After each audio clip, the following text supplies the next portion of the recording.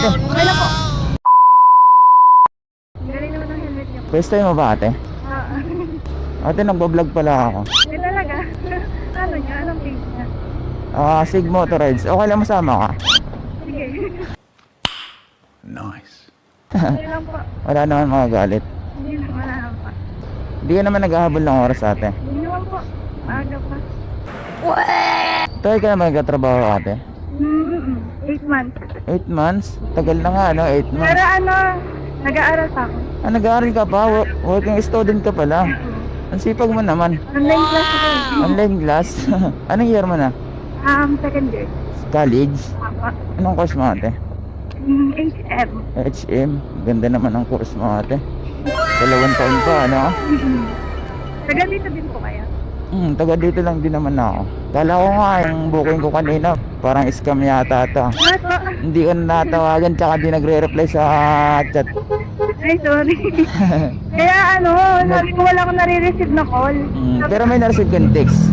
Hindi ko na-check eh. Ay, binabantayan ko lang kasi yung call. Tapos ano, nakita ko sa app, nandito na. Ayun, lumabas na ako. Pero tapos ka na maligo nun. Apo. Kala ko naligo ka pa eh.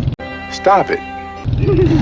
Pero matagal po kayo nag-antay? Hindi naman, saglit lang. Okay lang naman siguro mga 7 minutes ganun. At least nandun ka, di ba? Kaya pala sabi ko, tapat ng port, pero walang joyride. Buti na lang, bago ka umalis nun, alis kanina, nakita agad kita. Nakita mo na ako. Pwede na!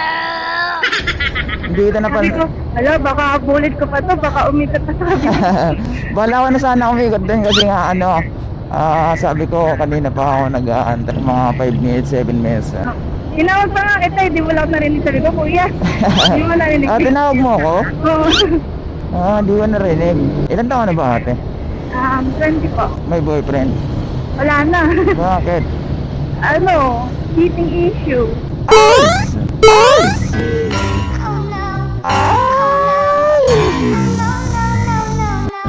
Sorry ate. Okay na po. Muntik na. Wait.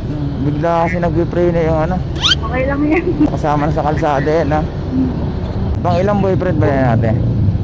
Ano, unang boyfriend ko siya. First boyfriend? Oo. Tapos nag-iwalay kayo? Okay lang naman. Nasaktan ka naman. Siyempre. Ang hirap masaktan Masakit ba? Siyempre. Kawalan niya naman yun. Bagay. So, nung mag-break kami, hindi siya nag-sorry sa akin. Ibig sabihin talagang Siguro parang inantay niyo na lang din na na bumitaw ako sa kanya. Ikaw lang ba yung bumitaw sa kanya? Siyempre kuya, malalaman mo na niloloko ka, hindi ka pa bibitaw. Oo nga eh. Hindi mo na kailangan pag ginayangan yung mga ganong lalaki ate. Kaya nga eh.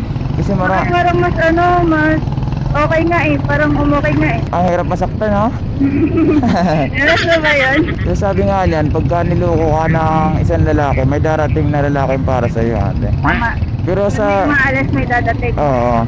Saka ayaw ko din kasi parang wala siyang plano sa buhay. Okay lang. Okay lang yan ate. Hindi ka naman mamamatay kung wala akong jowa eh. Oo nga. Pero may nanliligaw na sa'yo? Wala pa naman. Wala pa. Saka bago kami tumagal, multiple times na binigyan ko siya ng chance. Binigyan mo pa ng chance? Pag mga chat-chat lang, ayan, tatanggap ko pa, maintindihan ko pa. Pero yung personal na talaga, physical na, wala na yun, iba na yun. Oo. Pag nagde-date na kami nun kuya, ako pa magbabayad eh. Ikaw ba nagbabayad? Oo nga. Grabe naman yun. Ako lagi nag-e-effort mga date namin, hindi siya nag-i-insist na tara, date tayo, ganyan. Wala, ako lang. Pero hindi siya kawalan natin. Kaya, okay lang. Okay lang yan, at least naggabi hindi na ako umiiyak. Lagi ka ba? Kahit natin na lagi ako umiiyak kapag nag-away kami, yan.